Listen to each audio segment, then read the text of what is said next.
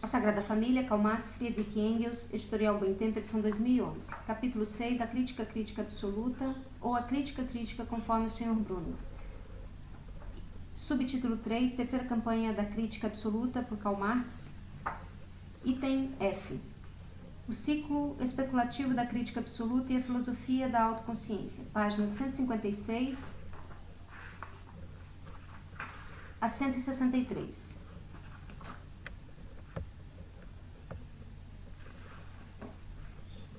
Por ter pretensamente se consumado e imposto sua pureza em um único domínio, a crítica nada tem de provar a si mesma, a não ser um simples descuido, uma inconsequência, que foi a de não ter apresentado pura e consumada em todos os domínios do mundo. O domínio crítico, o um ao qual ela se refere, não é nenhum outro que não o domínio da teologia. O caminho puro desse domínio estende-se à crítica dos sinópticos, de Bruno Bauer, até o cristianismo descoberto, também de Bruno Bauer, que compõe a fortaleza fronteiriça mais avançada. Cita: com o espinosismo, conforme é dito, a crítica moderna enfim alcançou o purismo. Foi, portanto, uma inconsequência o fato de ela, ainda que isso tenha acontecido apenas em alguns pontos individuais, pressupor espontaneamente a substância em apenas um âmbito. Fim da citação. Se antes a confissão da crítica de estar enrolada aos preconceitos políticos era imediatamente atenuado ao dizer que esse enrolamento no fundo havia sido bem frouxo, aqui a confissão da inconsequência é mitigada pela intercalação da frase de que ela apenas foi cometida em alguns pontos individuais e falsos, que acabaram levando a falsos caminhos. A culpa não foi do Sr. Bauer, portanto, mas dos pontos falsos que, assim como as mulas recalcitrantes, entrecruzaram-se com a crítica. Algumas citações haverão de mostrar que a crítica, através da superação do espinosismo, chegou ao idealismo hegeliano que, da substância, passou a um outro monstro metafísico, ao sujeito, a substância como processo, a autoconsciência infinita, e que o resultado final da crítica consumada é pura. É a restauração da teoria cristã da criação sob a forma especulativa hegeliana. Abramos, por enquanto, a crítica dos sinópticos. Cita: Stroh permanece fiel ao ponto de vista de que a substância é o absoluto.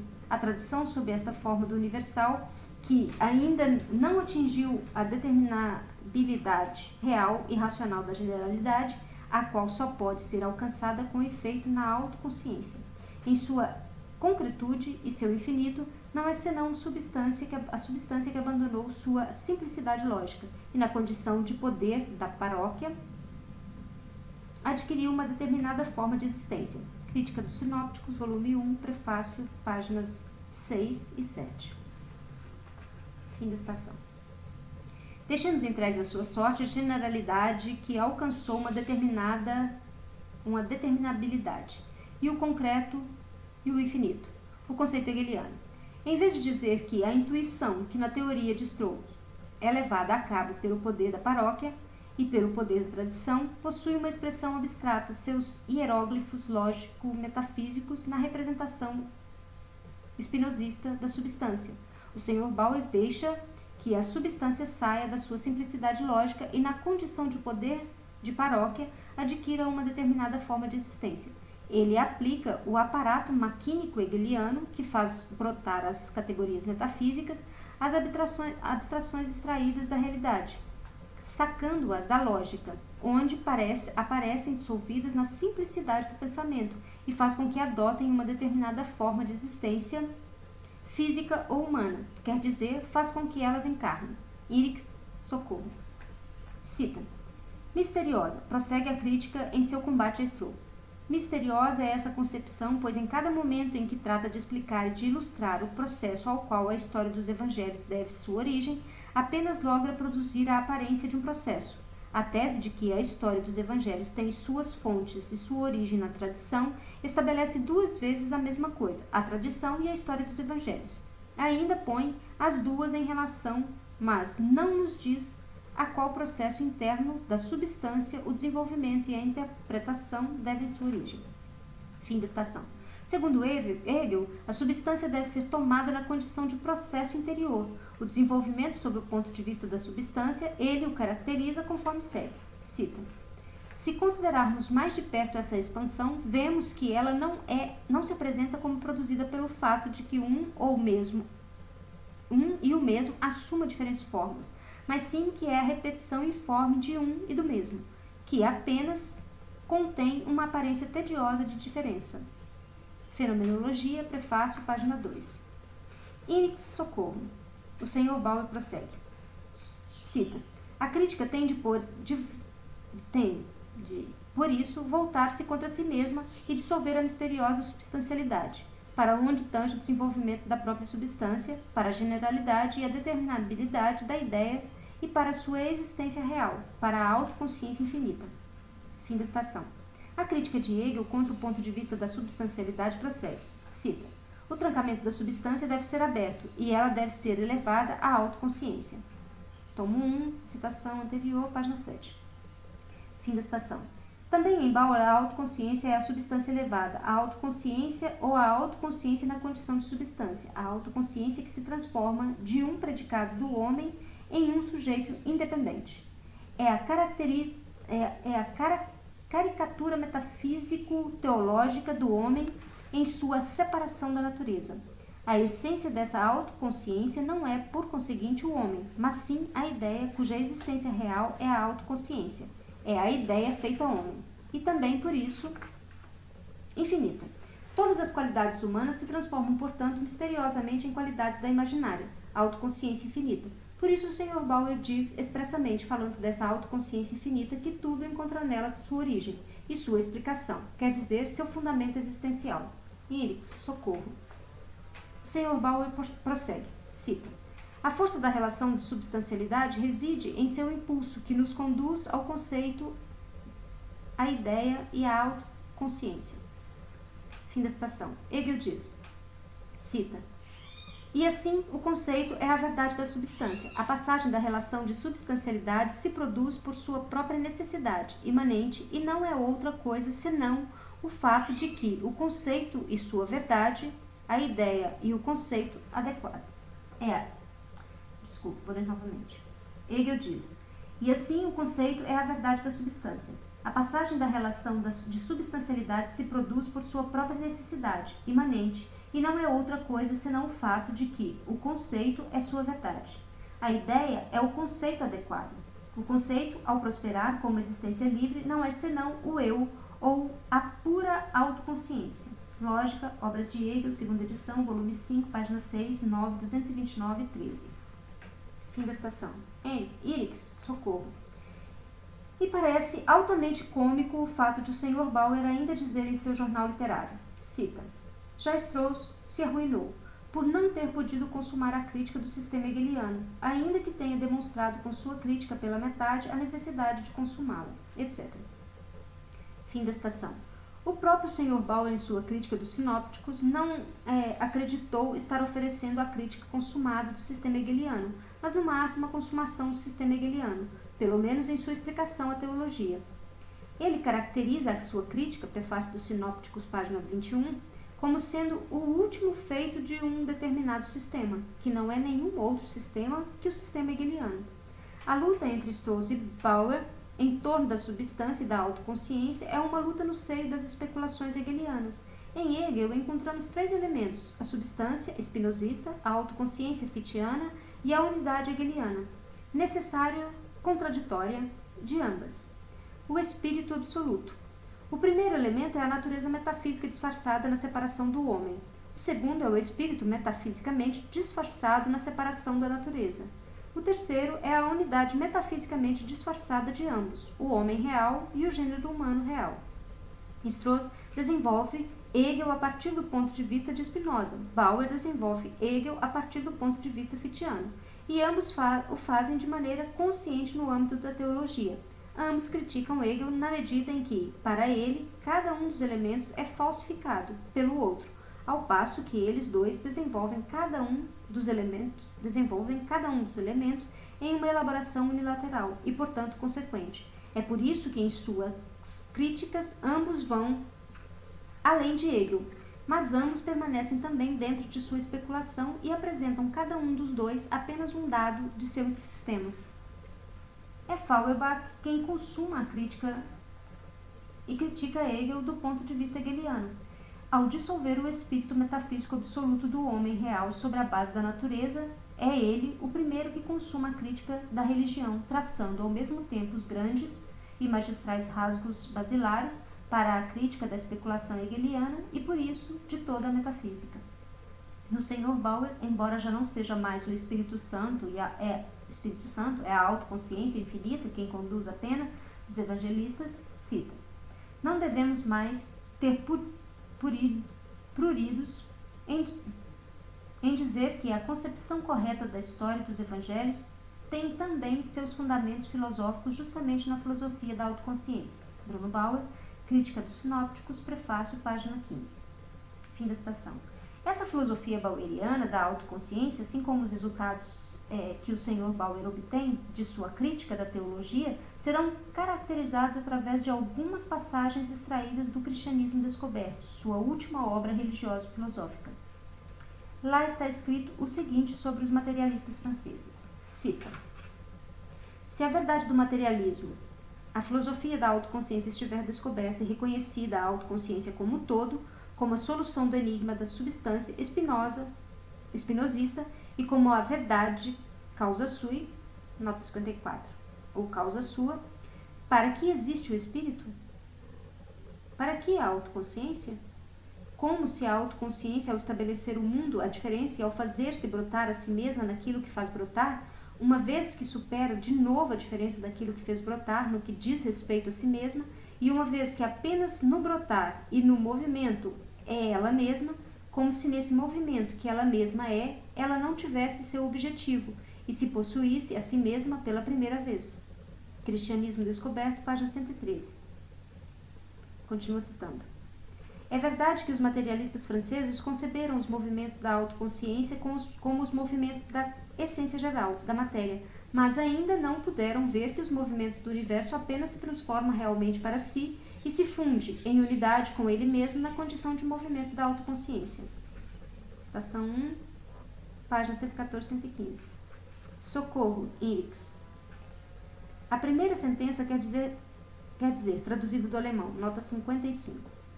Se a essas alturas o caríssimo leitor estiver qualificando as citações de Bauer de moxinifada, carente de sentido, a culpa não é do tradutor, mas do próprio Bauer, conforme fica assegurado pela ironia de Marx nesse trecho. Bauer, de fato, escrevia um alemão confuso que, dada a abstração nubívaga do tema, fica ainda mais complicado. Nota da tradução. A verdade do materialismo é o contrário do materialismo. É o idealismo absoluto, quer dizer, idealismo exclusivo superabundante. A autoconsciência, o espírito, é o todo. Fora dele não há nada. A autoconsciência, o espírito, é o criador poderoso do universo, do céu e da terra. O mundo é a manifestação da vida da autoconsciência que deve alienar-se e adquirir forma servil. Porém, a diferença entre o mundo e a autoconsciência é apenas uma diferença aparente. A autoconsciência não distingue nada real de si mesma. O mundo é muito antes apenas uma distinção metafísica, uma quimera de seu cérebro etéreo e uma figuração do mesmo. E a autoconsciência volta a superar, portanto, a aparência de que exista algo fora dela, baseada em uma concessão momentânea sua, e não reconhece naquilo que faz brotar nenhum objeto real, portanto, nenhum objeto que se distinga dela mesma na realidade. Através desse movimento, contudo, a autoconsciência faz com que ela própria brote pela primeira vez na condição de absoluta, pois o idealista absoluto, para ser idealista absoluto, deve necessariamente passar de um modo constante pelo processo sofístico, transformando primeiro o mundo, fora dele, em uma entidade aparente, em uma mera ocorrência de seu cérebro, e declarando mais tarde que essa forma de fantasia é aquilo que ela de fato é, ou seja, uma mera fantasia para poder, ao fim, proclamar sua existência única e exclusiva, não mais incomodada nem sequer pela aparência de um mundo exterior. A segunda sentença quer dizer em alemão: é verdade que os materialistas franceses conceberam os movimentos da matéria como movimentos espirituais, mas eles não puderam ver ainda que não são movimentos materiais, mas apenas ideais. movimentos da autoconsciência e, portanto, movimentos puramente intelectivos. Eles não puderam ver ainda que o movimento real do universo apenas se transformou em verdadeiro e real na condição de movimento ideal da autoconsciência, livre e liberado da matéria, que quer dizer da realidade. O que vale tanto quanto dizer que um movimento material diferente do movimento ideal do cérebro apenas existe em aparência. Socorro, Iris. Essa teoria especulativa da criação pode ser encontrada quase literalmente igual em Hegel, e ela pode ser encontrada já em sua primeira obra, em sua Fenomenologia. Cita: é a alienação da consciência, da autoconsciência, quem estabelece a coisicidade. Nessa alienação, ela estabelece a si mesma como objeto, ou estabelece o objeto como sendo ela mesma. Por outro lado, isso carrega implícito, ao mesmo tempo, aquele outro momento, ou seja, que ela superou e retirou para si mesma essa alienação e essa objetividade. Esse é o movimento da autoconsciência. Hegel, Fenomenologia, páginas 574 e 575. Continua citando. A autoconsciência tem um conteúdo que a distingue de si. Esse conteúdo é, em sua própria diferença, o eu, uma vez que é o movimento de superar-se a si mesmo. Esse conteúdo, indicado de maneira mais determinada, não é outra coisa que o próprio movimento que acabamos de referir, pois é o espírito que se examina a si mesmo, e se examina para si como espírito. Como citação anterior, página 582 a 583. Com relação a essa teoria da criação de Hegel, Feuerbach observa, cita: a matéria é a autoconsciência do espírito. Com isso, a própria matéria adquire espírito e entendimento, mas, ao mesmo tempo, ela se estabelece de novo como um ente nulo, não verdadeiro, uma vez que é apenas o ente que surge dessa alienação, quer dizer, despojado da matéria da sensualidade, que é declarado o ente em sua perfeição, em sua verdadeira figura e forma, natural, forma em forma. O natural, o materialismo sensível, é também aqui, portanto, aquilo que deve ser negado, assim como na teologia é a natureza envenenada pelo pecado original. Filosofia do Futuro, página 35. Fim da citação. O Sr. Bauer defende, pois, o materialismo contra a teologia crítica, ao mesmo tempo que o acusa ainda de não ser teologia crítica, teologia intelectiva, especulação hegeliana. Irix, por favor. O Sr. Bauer, que agora desenvolveu ao fundo, em todos os domínios, sua antítese diante da substância, sua filosofia da autoconsciência ou do espírito, apenas teve de se ver, por isso, em todos os domínios com seus próprios fantasmas cerebrais. A crítica é, em suas mãos, um instrumento para sublimar em meras aparências e em pensamentos puros tudo aquilo que fora da autoconsciência infinita, ainda resguardada a uma existência finita e material. O Sr. Bauer combate na substância não a ilusão metafísica, mas o miolo secular, a natureza. Tanto a natureza enquanto existe fora do homem, quanto enquanto é a própria natureza do homem. Não pressupor a substância em nenhum domínio, ela ainda fala nessa língua.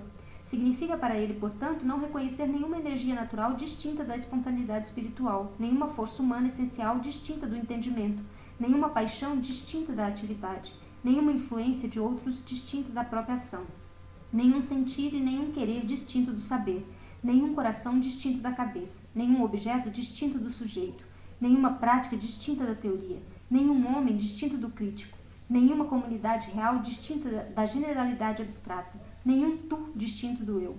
O Sr. Bauer procede da maneira consequente, pois ao avançar pelo mesmo caminho, identificando-se a si mesmo como a autoconsciência infinita, com o espírito, quer dizer, ao substituir essas suas criações por seu Criador, é consequente também o fato de ele repudiar como massa teimosa e matéria o resto do mundo, que teima em permanecer sendo algo distinto daquilo que ele faz brotar, de modo que ele tem a esperança de que, cita, não demorará muito e todos os corpos haverão de sucumbir. Fim da citação. Seu próprio desgosto com o fato de não ter logrado até agora apoderar-se de, cita, algo desse mundo grosseiro, Citação, nota 56. Referência ao Fausto de Goethe, primeira parte, cena terceira, quarto de estudos, nota da tradução. Fim da citação. É construído também, consequentemente, com o alto desgosto desse mundo, ao passo que a indignação de sua crítica com o desenvolvimento da humanidade é construída com uma indignação massiva da humanidade contra a sua crítica, contra o espírito, contra o Sr. Bruno Bauer e consortes. O Sr. Bauer foi teólogo, desde sua origem mais remota, mas não um teólogo comum, e sim um teólogo crítico ou um crítico teológico. Já na condição de extremidade máxima da ortodoxia hegeliana antiga, na condição de corretor especulativo de todo absurdo religioso e teológico, ele esclarecia constantemente a crítica como objeto de sua propriedade privada. Foi ele quem caracterizou no passado a crítica de Strauss de crítica humana, fazendo valer expressamente como antítese da mesma o direito da crítica divina. O grande orgulho e a grande autoconsciência, que eram o miolo oculto dessa divindade, ele os descascou, liberando-os de seu invólucro religioso, dando-lhes independência na condição de ente individual e elevando-os a princípio da crítica sob a rubrica de autoconsciência infinita. Em seu próprio movimento, ele executou em seguida o movimento que a filosofia da autoconsciência descreve como ato de vida absoluto. Voltou a superar a diferença do que fez brotar, a autoconsciência infinita daquilo que faz brotar, de si mesmo, portanto, e reconheceu que em seu movimento ela era apenas ele mesmo, e que, pois, o movimento do universo apenas se torna verdadeiro e real em seu auto-movimento ideal. A crítica divina, em sua volta a si mesma, voltou a se transformar em um modo racional, consciente e crítico. O ser em si torna-se ser em e para si. E apenas ao final é que se vê o começo cumprido, realizado, revelado. A crítica divina, diferentemente da crítica humana, acabou se revelando como uma crítica pura, como a crítica crítica. A apologia do Antigo e do Novo Testamento cede lugar à apologia das velhas e novas obras do Sr. Bauer. A antítese teológica entre Deus e o homem, o espírito, a carne, o infinito e o finito, transforma-se nas antíteses crítico-teológicas entre o espírito, a crítica, ou o Sr. Bauer e a matéria, a massa ou o mundo profano.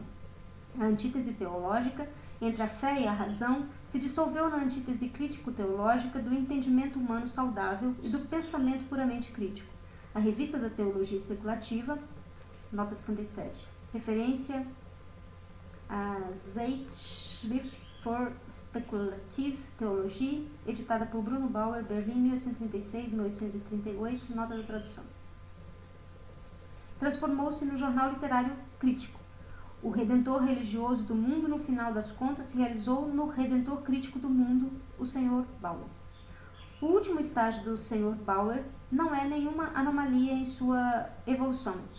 É seu retorno a si mesmo a partir da sua alienação. Naturalmente, se entende que o movimento em que a crítica divina se alienou, saindo de si mesma, coincide com o momento em que foi infiel a si mesma e criou coisas humanas. A crítica absoluta, ao retornar ao seu ponto de partida, findou seu ciclo especulativo e com ele sua trajetória de vida. Seu movimento posterior é apenas um puro movimento circular em torno de si mesma, elevado bem além de todo o interesse massivo e já não tem mais, portanto, o menor interesse para a massa.